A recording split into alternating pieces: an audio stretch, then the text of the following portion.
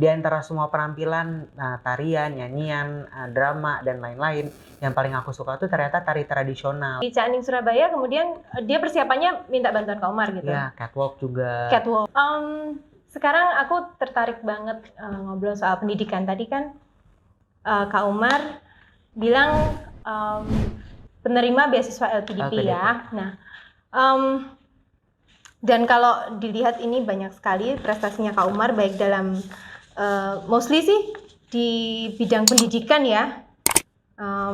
Ada pemuda inspirator, awardee of master degree scholarship, best graduate, macam-macam lah.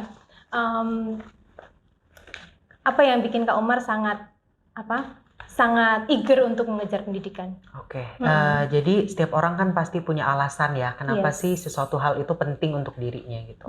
Jadi mungkin orang-orang yang ngelihat aku secara pribadi, oh enak ya setelah lulus S2 langsung dapat beasiswa S3 kayak gitu. Emang tahu perjuangannya gimana ya kan? Betul.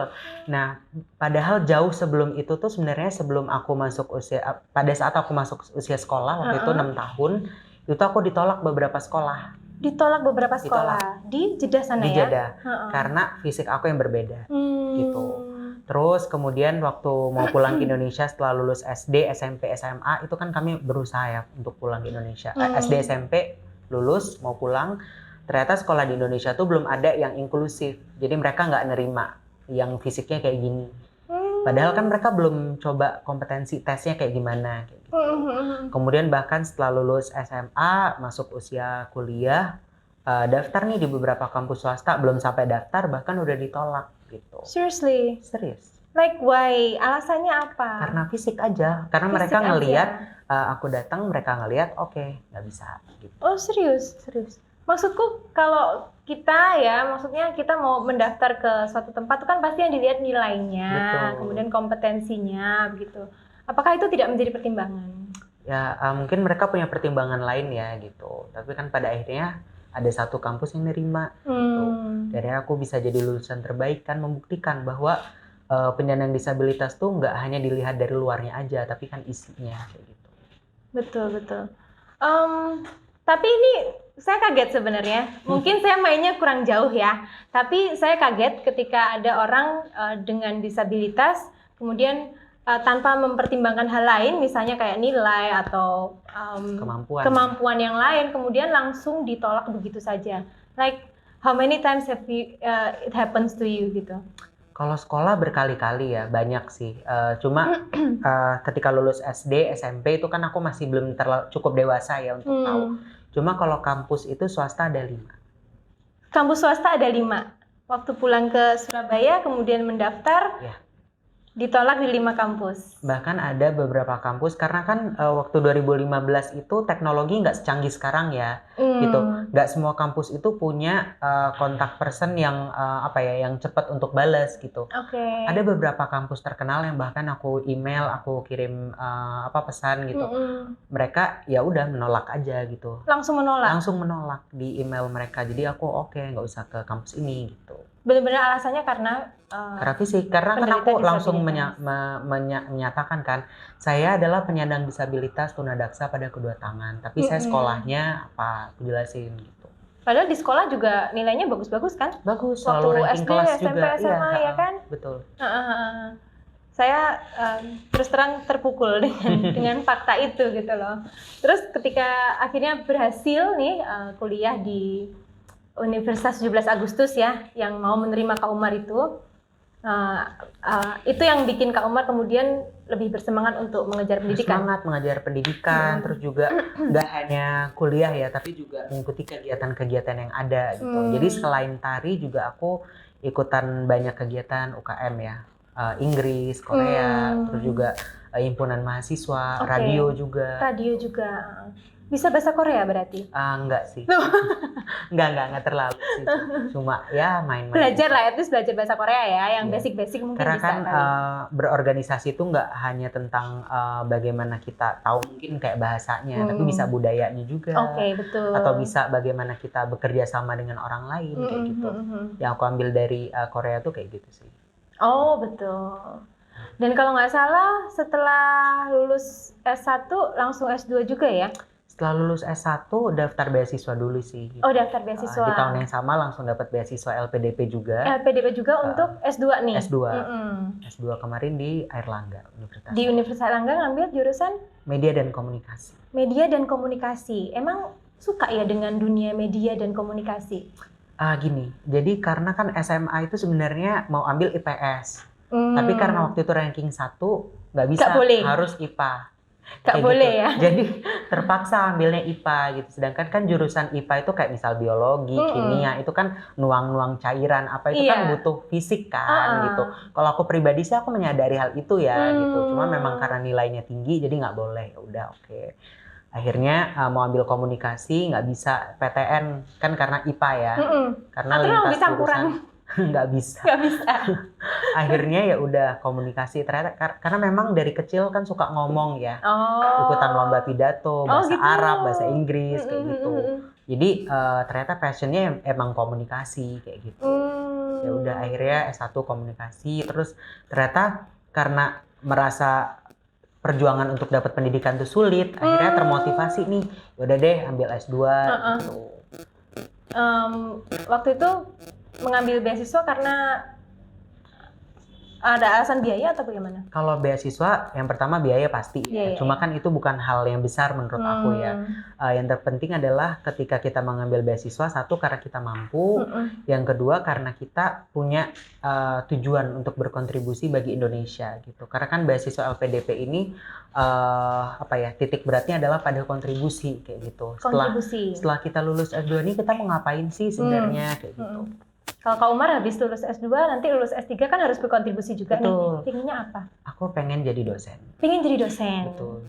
Dosen apa? Dosen ilmu komunikasi. Dosen ilmu komunikasi. Ya, sebagai dosen kan kita nggak cuma mengajarkan mahasiswa tentang ilmunya, tapi bagaimana kita mengajarkan mahasiswa pelajaran hidup.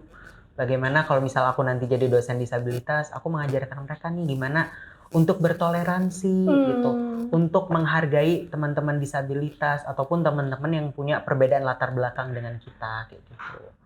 Dan di samping itu karena aku pribadi disabilitas dan berkecimpung di kegiatan disabilitas, aku berharap aku bisa lebih banyak lagi nih menginspirasi teman-teman disabilitas untuk meraih pendidikan, juga untuk menginspirasi orang banyak nih untuk menghargai inklusivitas kayak gitu.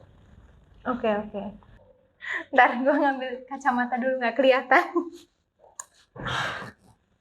Tambah jelas mukanya, keren, tambah ganteng. Tadi burem. Oke. Masih ngomongin soal akademik nih. Selama ini prestasi apa aja yang udah pernah diraih sama Kak Umar? Kalau untuk S1 sih jadi perwakilan kampus ya untuk pemilihan mahasiswa berprestasi Jawa Timur. Dan alhamdulillah waktu itu juara 2. Juara 2. Dari ratusan kampus swasta yang ada di Jawa Timur waktu itu. Kemudian ikutan kompetisi tingkat nasional juga, Public Relations Competition di Universitas Pajajaran. Waktu itu juga juara 3. Juara nasional. Oke. Lalu saat lulus jadi lulusan terbaik. Lulusan terbaik di Untak? Di Untak, betul. Nah, lulusnya berarti tahun 2019? 19, oke. Dari sekian banyaknya, sebenarnya banyak banget. Tadi yang dimention cuma beberapa ya. Yeah.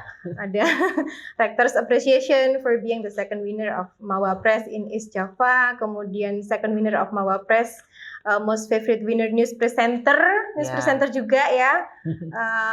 Di kompetisinya MTech Goes to Campus. Kemudian ada English Speech Contest. Juara 1 juga ya di Untak, kemudian World Magazine Competition, banyak banget pokoknya, capek bacanya, Bo. Harus aktif ya.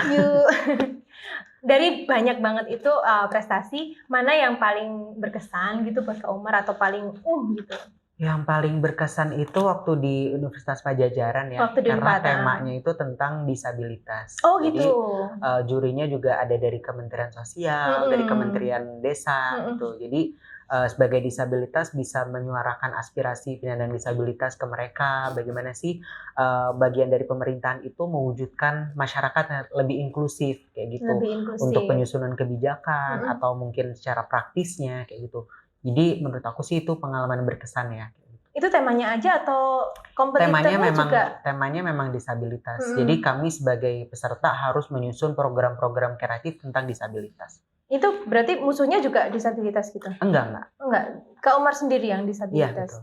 Oh, terus kemudian apa yang waktu itu dijabarkan atau disusun oleh Kak Umar sebagai program? Ide-ide tentang bagaimana sih sebenarnya Indonesia tuh butuh pendidikan inklusif ya.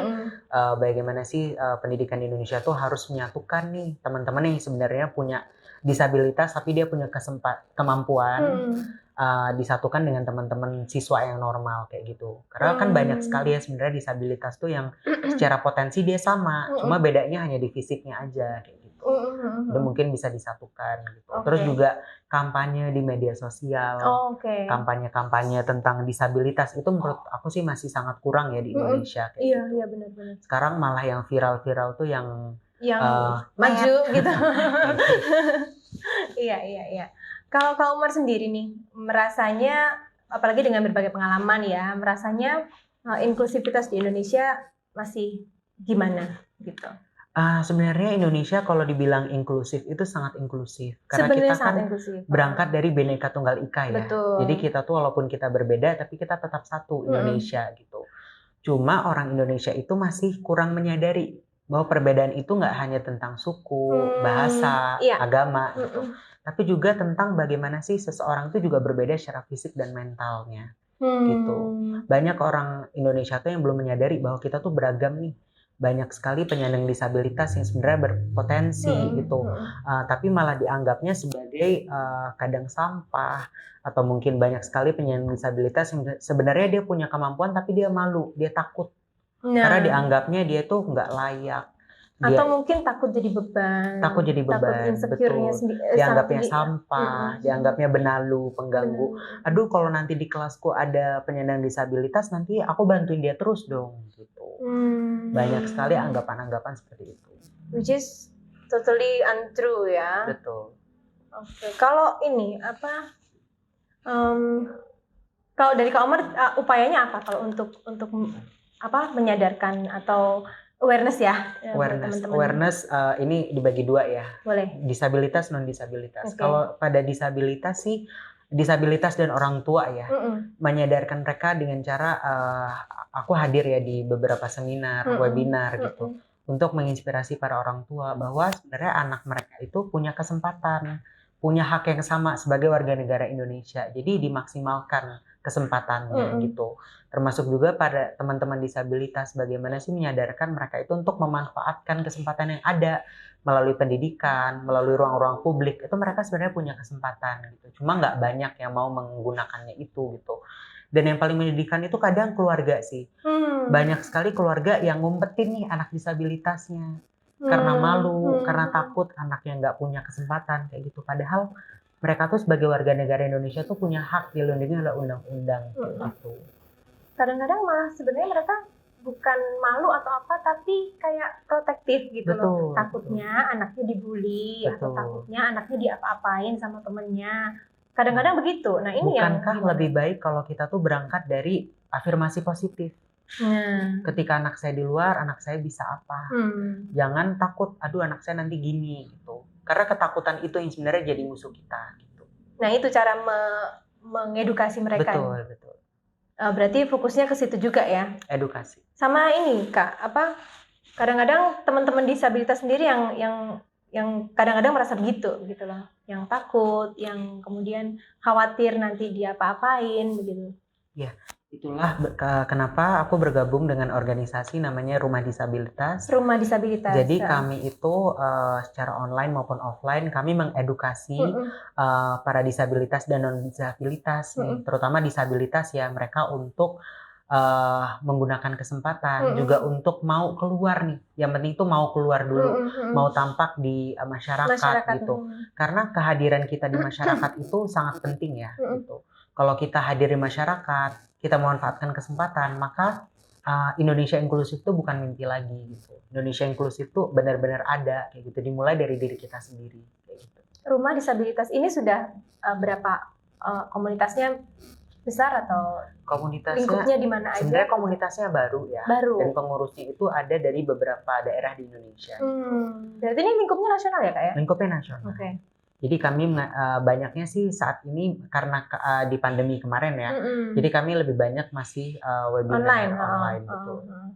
Nah itu berapa kali aktivitasnya apa aja? Terus aktivitasnya kalau di media sosial sih kami melakukan campaign ya. Campaign bahasa isyarat, kemudian campaign untuk campaign untuk anti kekerasan pada disabilitas kayak gitu.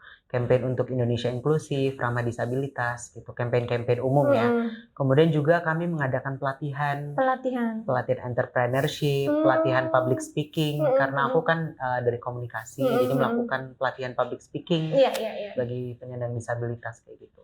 Responsnya gimana dari anggota atau peserta? Kalau dari orang tua, karena kan ada beberapa disabilitas tuh didampingi oleh orang tuanya. Nah, betul, mereka tuh merasa, aduh anak saya ini sebenarnya bisa nggak sih, kayak gitu. Nah, jadi seperti yang aku sampaikan di awal, support system. Support system itu penting, tidak hanya di tari ya, tapi di disabilitas pun penting. Dengan orang tuanya itu memiliki teman atau mungkin kerabat yang oh anak saya disabilitas tapi bisa nih. Nah orang tuanya itu pasti akan termotivasi untuk melakukan hal yang sama. Oh kalau anak dia aja bisa, anak saya juga bisa dong. Iya. Oke, berarti penting untuk ikut mengedukasi orang tua juga ya? Betul, karena orang tua itu adalah rumah pertama bagi anaknya untuk mau keluar gitu. Iya. Kalau dari rumah aja, nggak usah keluar deh. Gimana anaknya punya keberanian itu? Oke, keren. Nah, kalau Kak Umar sebagai penyandang tunadaksa, apa hal yang konkret nih yang pingin Kak Umar capai untuk mewujudkan Indonesia inklusif? Jadi misalnya dengan nanti di masa depan aku menjadi seorang dosen disabilitas, maka dengan sendirinya Indonesia inklusif itu ada, oh ternyata ada loh dosen disabilitas.